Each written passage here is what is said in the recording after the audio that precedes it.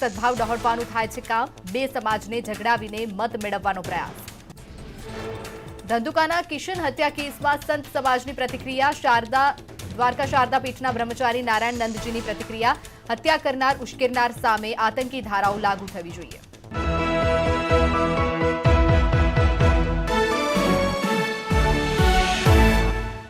योजना भी शुरू की है। इससे देश को भविष्य की इस महत्वपूर्ण टेक्नोलॉजी में अपनी स्थिति को मजबूत बनाने में मदद मिलेगी। माननीय सदस्यगण, मेरी सरकार देश की सुरक्षा के लिए दृढ़ संकल्पित होकर काम कर रही है। सरकार की नीतियों की वजह से डिफेंस सेक्टर में, विशेषकर रक्षा उत्पादन में देश की आत्मनिर्भरता लगातार बढ़ रही है। वर्ष 2020-21 में सैन्य बलों के आधुनिकीकरण के लिए जो भी स्वीकृतियां प्रदान की गई, उनमें 87% उत्पादों में मेक इन इंडिया को प्राथमिकता दी गई।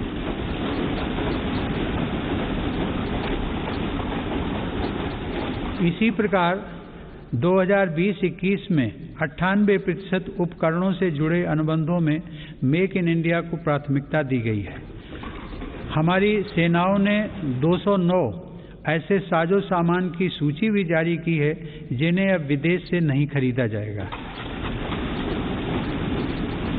रक्षा उपक्रमों द्वारा 2800 से ज्यादा ऐसे उपकरणों की सूची जारी की जा चुकी है जिनका देश में ही निर्माण किया जाएगा।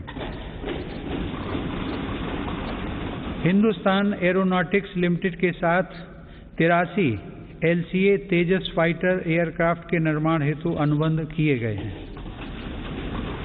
सरकार ने ऑर्डिनेंस फैक्ट्रियों को 7 डिफेंस PSUs का रूप देने के लिए महत्वपूर्ण कदम उठाए हैं। इसके अलावा रक्षा क्षेत्र में प्राइवेट सेक्टर और स्टार्टअप्स को तेजी से बढ़ावा देने के लिए भी सरकार प्रतिबद्ध है। हमारा लक्ष्य है कि हमारी सेनाओं की जरूरत का सामान भारत में विकसित हो तथा भारत में ही निर्मित हो। माननीय सदस्यगण, तेजी से उभरते वैश्विक परिवेश में भारत ने अपने राजनयिक संबंधों को बेहतर बनाते हुए अपनी स्थिति को मजबूत किया है। अगस्त 2021 में भारत ने संयुक्त राष्ट्र सुरक्षा परिषद की अध्यक्षता की और इस दौरान कई अभूतपूर्व निर्णय लिए गए। भारत की अध्यक्षता में ही सुरक्षा परिषद ने पहली बार समुद्री सुरक्षा के विषय पर अपने एजेंडा आइटम के अंतर्गत समग्र रूप से विचार विमर्श किया। संयुक्त राष्ट्र सुरक्षा परिषद ने इस विषय पर पहली बार एक प्रेसिडेंशियल स्टेटमेंट को सर्वसम्मति से अडॉप्ट भी किया। हमने अपने पड़ोसी देश अफगानिस्तान में अस्थिरता और नाजुक हालात को भी देखा है। भारत ने इन परिस्थितियों में मानवता को सर्वोपरि रखते हुए ऑपरेशन देवी शक्ति को संचालित किया। हमने अनेक चुनौतियों के बावजूद हमारे कई नागरिकों और कई अफगान हिंदू सिख अल्पसंख्यकों को काबुल से सफलतापूर्वक एयरलिफ्ट किया। हम उन कठिन हालात के बीच से पवित्र गुरु ग्रंथ साहिब के 2 स्वरूपों को भी सुरक्षित भारत लेकर आए। मानवता की दृष्टि से भारत अफगानिस्तान में मेडिकल सप्लाई और अनाज पहुंचाने में भी मदद कर रहा है। माननीय सदस्यगण, वर्तमान समय में जलवायु परिवर्तन पूरे विश्व के सामने बड़ी चुनौती है। भारत इस विषय पर एक जिम्मेदार वैश्विक आवाज बनकर उभरा है। COP26 शिखर सम्मेलन में मेरी सरकार ने घोषणा की है कि वर्ष 2030 तक भारत अपने कार्बन उत्सर्जन को 1 बिलियन टन से घटा देगा। भारत ने साल 2070 तक नेट जीरो उत्सर्जन वाली अर्थव्यवस्था का लक्ष्य भी रखा है। भारत ने विश्व समुदाय को साथ लेकर green grid initiative one sun one world one grid की पहल भी की है। यह global interconnected solar power grid का पहला अंतर्राष्ट्रीय नेटवर्क बन रहा है। पर्यावरण को लेकर हमारे बड़े लक्ष्य और साहसिक संकल्प प्रकृति के प्रति हमारी संवेदनशीलता को दर्शाते हैं। माननीय सदस्यगण, मेरी सरकार भारत की प्राचीन विरासत को संरक्षित, समृद्ध और सशक्त करना अपना दायित्व समझती है। यह गौरव की बात है कि धौलावीरा की हड़प्पा साइट और तेलंगाना स्थित 13वीं शताब्दी के काकतीय रुद्रेश्वर रामप्पा मंदिर को यूनेस्को विश्व धरोहर स्थल घोषित किया गया। प्रयागराज कुंभ मेले के बाद यूनेस्को की अमूर्त सांस्कृतिक विरासत सूची में कोलकाता की प्रतिष्ठित दुर्गा पूजा को भी शामिल किया गया। सरकार की यह भी प्राथमिकता रही है कि भारत की अमूल्य धरोहरों को देश में वापस लाया जाए। 100 वर्ष पूर्व भारत से चोरी हुई मां अन्नपूर्णा देवी की मूर्ति को वापस लाकर काशी विश्वनाथ मंदिर में स्थापित किया गया।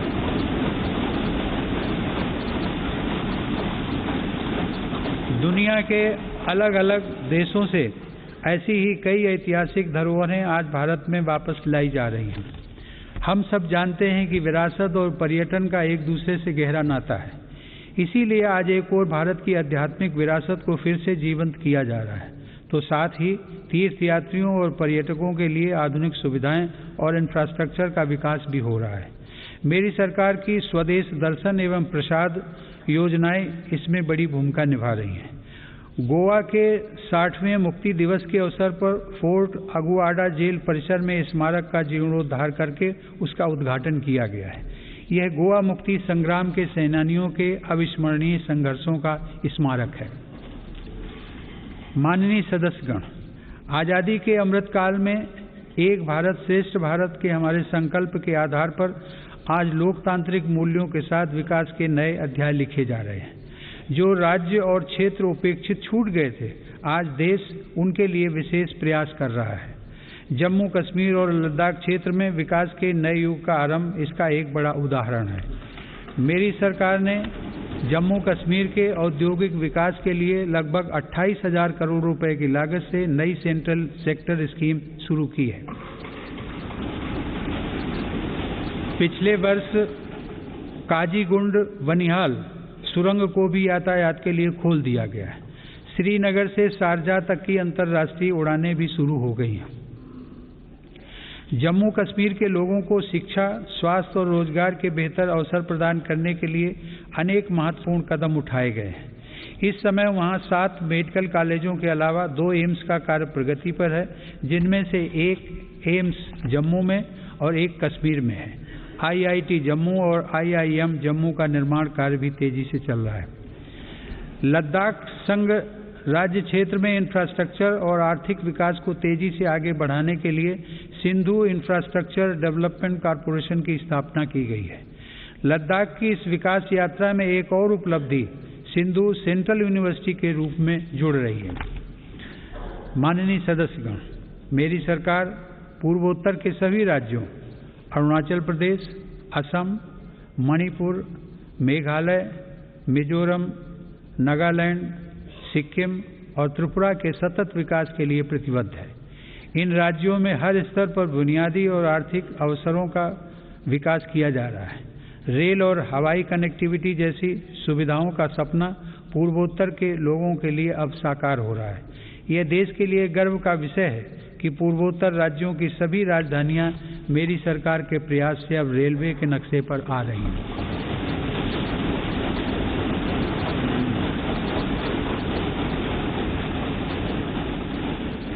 ईटानगर के होलोंगी में एक नए एयरपोर्ट की स्थापना की जा रही है। हाल ही में त्रिपुरा राज्य के महाराजा वीर विक्रम एयरपोर्ट में एक नया और आधुनिक टर्मिनल खोला गया है। पूर्वोत्तर का यह विकास भारत की विकास यात्रा का एक स्वर्णिम अध्याय सिद्ध होगा। कुछ दिन पहले ही 21 जनवरी को मेघालय, मणिपुर और त्रिपुरा की स्थापना के 50 साल पूरे हुए हैं। आज़ादी के 75 साल पूरे होने के साथ इन राज्यों की यात्रा भी हमें विकास के नए संकल्पों के लिए प्रेरित कर रही है।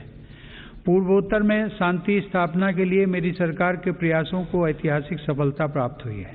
अभी कुछ महीने पहले ही कार्बी आंगलोंग के दशकों पुराने विवाद को समाप्त करने के लिए केंद्र सरकार, असम की राज्य सरकार एवं कार्बी समूह के बीच समझौता हुआ है।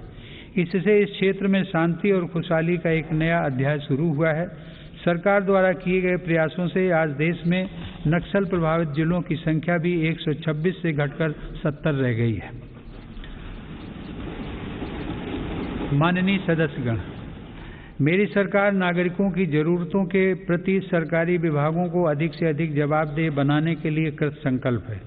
बकाया मामलों में निपटान हेतु तथा स्वच्छता के लिए भारत सरकार के प्रत्येक मंत्रालय में विशेष अभियान चलाया जा रहा है।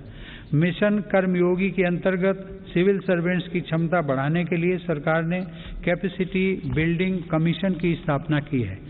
मिशन कर्मयोगी सिविल सर्वेंट्स के कैरियर में भी सहायक होगा और राष्ट्र निर्माण की नई जिम्मेदारियों के लिए उन्हें तैयार भी करेगा। न्याय प्राप्ति को सरल और सुगम बनाने के लिए भी देश में कई महत्वपूर्ण कदम उठाए जा रहे हैं। टेली लॉ प्रोग्राम के माध्यम से मुकदमों से पहले सलाह देने के लिए एक प्लेटफॉर्म का गठन किया गया है। विवादों के निपटारे में गति लाने के लिए मेरी सरकार ने राज्यसभा में मध्यस्थता विधेयक 2021 पेश किया है। माननीय सदस्यगण, आज देश की उपलब्धियां और सफलताएं देश के सामर्थ्य और संभावनाओं के समान ही असीम हैं। ये उपलब्धियां किसी एक संस्था या प्रतिष्ठान की नहीं हैं, बल्कि देश के कोटि कोटि नागरिकों की हैं। इनमें करोड़ों देशवासियों का श्रम और पसीना लगा है। ये सभी उपलब्धियां हमारे महत्वाकांक्षी लक्ष्यों की लंबी यात्रा में एक तरह से मील का पत्थर है और आगे बढ़ने के लिए हमारी प्रेरणाएं भी हैं। वर्ष 2047 में देश अपनी आज़ादी की शताब्दी पूरी करेगा। उस समय के भव्य, आधुनिक और विकसित भारत के लिए हमें आज कड़ी मेहनत करनी है। हमें अपने परिश्रम को पराकाष्ठा तक लेकर जाना है और यह सुनिश्चित करना है कि अंततः इसके लाभकारी परिणाम निकले। इसमें हम सबकी भागीदारी है और समान भागीदारी है। कोरोना काल में आप सभी सांसदों ने जिस तरह अपनी जिम्मेदारियों का निर्वहन किया और सभी सावधानियों का पालन करते हुए दोनों सदन संचालित हुए, मैं उसके लिए आप सभी की सराहना करता हूं। आप सभी सांसदगण करोड़ों देशवासियों की आशाओं आकांक्षाओं के सारथी हैं। इसी भावना के साथ हमें आगे भी काम करते रहना है। मुझे पूरा विश्वास है कि हम सब मिलकर अपने महान भारतवर्ष को गौरव के शिखर तक लेकर जाएंगे। इसी भावना के साथ आप सभी का एक बार फिर से अभिनंदन। आप सभी का बहुत बहुत धन्यवाद। जय हिंद।